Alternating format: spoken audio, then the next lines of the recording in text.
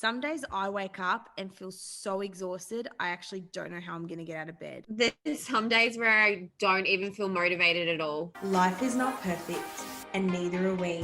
Welcome to Raw and Unhinged. Lara and Steph will be bringing you real and insightful chats on health, psychology, fitness, and nutrition.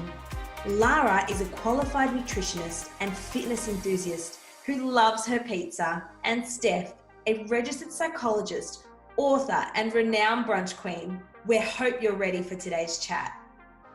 Hey guys, and welcome back to our Raw and Unhinged series. So, of course, I'm in Sydney, Steph is in Melbourne. We are best friends.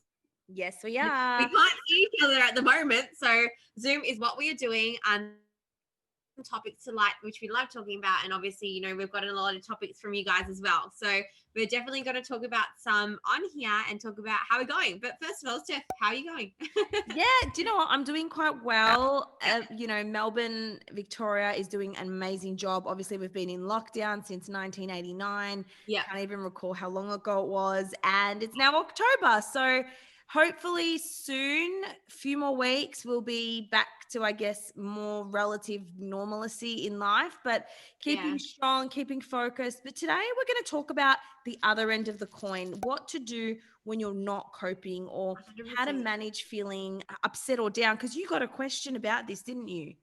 Yeah, so I got a question from one of my followers on Instagram, and they asked me, they're like, what do you do when you feel unmotivated? They're like, you know, obviously they're in Melbourne lockdown, and she's like, this is where I don't even want to get out of bed. There's some days where I don't want to eat well. How do you stay motivated? She's like, you're always such a happy person. And I guess it brings us to the thing about, you know, how Instagram is so black and white as well.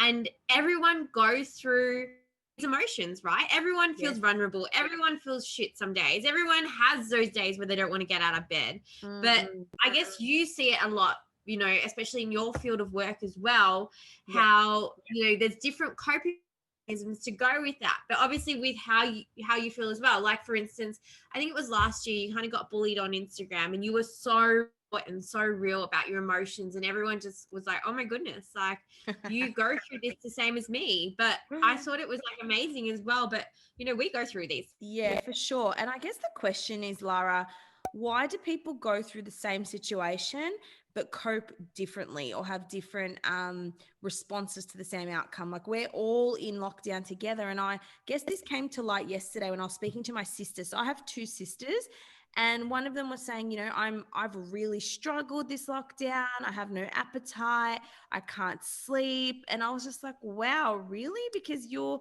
always happy all the time. And I was actually a bit concerned because, you know, depressive symptoms are lack of sleep, lack of appetite, loss of enjoyment in things you used to do, lack of motivation, fatigue. And what my sister was saying is I got quite concerned. And, you know, there is a point where we do validate what people are going through. Like, yes, it's tough. Yes, it's hard. However, how do you get out of that place and not make that your emotional home? Because like you said, we all have our ups and downs, feelings come and go, but the key is you don't want to make that your emotional home. So how do we do that in a sense? Yeah.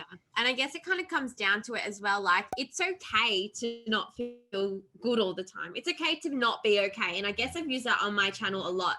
And it, you know, it really, really resonates with me as well. You know, like, I've gone through a lot of shit, but I still learn to deal with it in my own way as well. And like, you know, I've opened up to you a lot about some things which have happened, and you're very surprised. You're like, I didn't expect that from you. It's because I deal with it in a different way. You know, for me, I like to use my Instagram as a positive influence in other people's life. So I'm not going to sit there and, like, you know, be sad and cry and do everything like that. Yes, I do show another side of myself sometimes, but sometimes I like to keep to myself. We share a lot of stuff on our social media, and some things I just feel like you need to deal with. And especially in like I said, like with you as well, you deal with this so much, like it's ridiculous. And like, I've gotten so much recommendations, and, you know, I've learned to deal with my problems a lot more better since you being my friend as well, because you taught me, you know, that you're supposed to go through this. But it's so true, and you've given me some amazing tips. And I think it's just important to note that everyone goes through this. You know, it's not just yourself. Yes. And it's not, you know, sometimes a happy girl on Instagram isn't doing that well. Sometimes a happy girl that you see out with their partner, they're not good. You know, things like that. I think it's really important to realize. And then I think, you know, just jumping into what you need to do about it as well. Yeah, for sure, for sure. And, you know, I get it. We're very happy on our platforms, but honestly, being on the platform makes me happy. And I guess the first key I want to highlight is validate, but don't accommodate. And what I mean by that is validate how you're feeling, but don't accommodate for those negative feelings. So if I feel like, you know, super lazy and unmotivated and I don't want to go out of bed, I'll validate that like, hey, I'm feeling like blah today, but I'm not going to accommodate those feelings by staying in bed all day. I'll validate, but I'm trying to think of a rhyming word. You know, I love to rhyme. Like you'll acknowledge it, but then you'll still do something about it, you know? Yeah. So even, you know, today I was like, oh, you know, maybe I should stay in bed. It's a Sunday. Everyone stays in bed. But instead, I'm like, okay, it's 9:00 almost. I'm going to do F45. I got up, and despite how I felt, which was, you know, tired and unmotivated, I followed through with action, opposite action, instead of accommodating Yeah. feelings. I told you before I went out last night, and so I was feeling a little bit hungover this morning.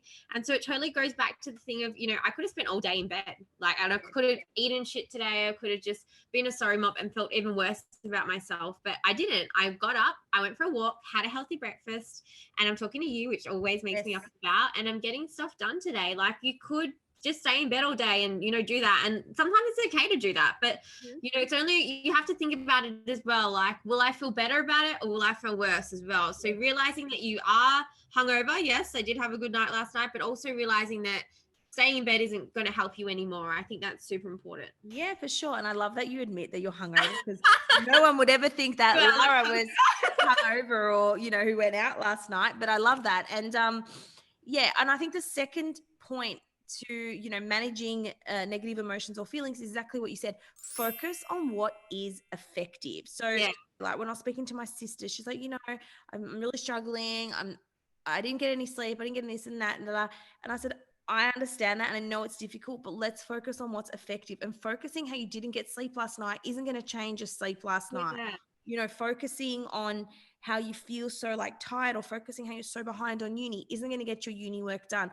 Let's focus on what's effective. What's effective is having a healthy breakfast. What's effective is sitting down, writing down your uni out, and that really helps to move you in the direction of where you want to go, and that's going to reduce your overwhelm. And you know what? When I first met you as well, you said to me, like, Lara, you're always on the go. You're always doing this. You're always doing that. And you're like, I was like, bitch, slow down. Why are you always stressing? Why are you always this? And then I was like, oh my goodness. Like, I took a step back and I was like, all right, I'm always on the go. And I was like, let's try and relax a little bit more. So like, I think that's really important to realize, yes, you are doing these things, but how do I kind of take a step back, realize what I'm doing, and then kind of go from there. I think it's super important, even with stress and anxiety and things like that. You know, I always used to get stressed, and you'd be like, why are you stressing? And you'd logically talk me through why I'd be stressed and what the outcome would be. And I'd be like, actually, the outcome's not that bad. Yeah, what's the worst case scenario? And I think that brings us to the third key, which is reflect on how you're feeling. And rather than and I describe this to my clients as a tornado. When you get thoughts and feelings, you can either be in that tornado and get swept away and think, oh my God, what if I should be doing this? I can't do it. Or observe the tornado from the distance. Like, oh, look, I'm having the thought that I'm really worried that I'm not going to get this done. Or I'm having the thought that, even just inserting, I'm having the thought that in front of it creates distance between us and our feelings. You know, you're not lazy. It's a thought. You're not, it's a thought. So creating that distance and that reflection. So instead of being on the go all the time, what you said, I said, Lara, take a breath. You know, you can't outthink anxiety. You got to breathe through it and tell me what's going on. And then, like you said, when we broke it down, it was so much more manageable psychologically. Yeah, you're like, why are you stressing? I was like, I actually don't know. Yeah. So I think that's super important. And just, you know, I think it's just important to realize that you are going through these emotions and, you know, dealing with them as well. So like Steph just talked about then, and then like reflecting. And I also think that, you know, we talked about this last week as well, like going on walks, learning ways to deal with things. I like to now write down my feelings whenever I get angry. Like last week I was upset about Pete for something, I told you, and I wrote down all my feelings in my phone, and it just felt like such a big stress relief as well, because like I'd written out how I felt, And then I just felt so much better. So just finding things which work for you as well, I think is super important. Yep, 100%. Writing things down, because writing actually creates a shift in perception and it gives you a visual cue of what to work through. Whereas if you go through things on your mind, you engage in a process called rumination, which is just going over and over again. So yeah, I think that's a really good summary of how you can manage, you know, negative states. And that, like you said, number one, everyone goes through it. Even Lara goes through it. I go through all the time. Even Lara gets hungover. Yeah. Guys, we just want to kind of leave it with you there that it's okay to not feel okay. But, you know, at the end of the day, you're in charge of your own happiness. Like we said, find ways to effectively come out of that, acknowledge your feelings. But then at the same time, you know, don't be stuck in that rut. I think that's super important to realize too. Yeah, 100%. And if you guys ever need support or help, reach out to us. You know, we're always here. Steph, psychologist. I'm here. If you need help with nutrition, Lara's there. No, but honestly, like, and I'm not just saying this because like we're doing this, but like you've helped me a lot and kind of just taking a step back and realizing these things. And, you know, I think just talking to someone who understands you and who wants to listen to you is super important. I'm forever, like, if you're going through something, talk to someone, talk to a professional. I think it's so important, especially, you know, just something little happens. You don't want it to be all these little things add up and then, you know, you distract. I think it's just important to talk to someone, talk to your friend, talk to a professional. And I think, you know, it does go a long way. A lot of people are scared to admit they're talking to a psychologist. I do. And I talk to a psychologist and, you know, I'm open about it, but I think it's so helpful. Yeah, for I think it is really helpful. Yeah. Psychologists have psychologists, coaches have coaches. It's how you grow, it's how you develop. And before we finish up, I just want to say I bought your recipe book. I'm very excited. Congratulations. And I've been reading your book. It's like right here. I am at chapter 23. Yes. I almost finished. I still need to read the whole thing. I think there's like 7 chapters left. Yes. And then I'm going to give a full spiel on it. Yeah, I'm so excited. And I can't wait to make your recipes. So this is Lara's top 15 recipes. As you know me, I'm the laziest cook. So I'm really excited to learn some new recipes and make that. I think I'm going to make them this week. Definitely food prep with it. We're big hustlers, aren't we, at the moment? Still so many balls to tick off at the end of the year. Yeah, I know. But, you know, the 3 H's: hustle, stay humble, and stay hungry. Oh, I like that. I'm always hungry too. All right, guys, hope you love that one, and we'll talk to you guys soon. Take care. See you later.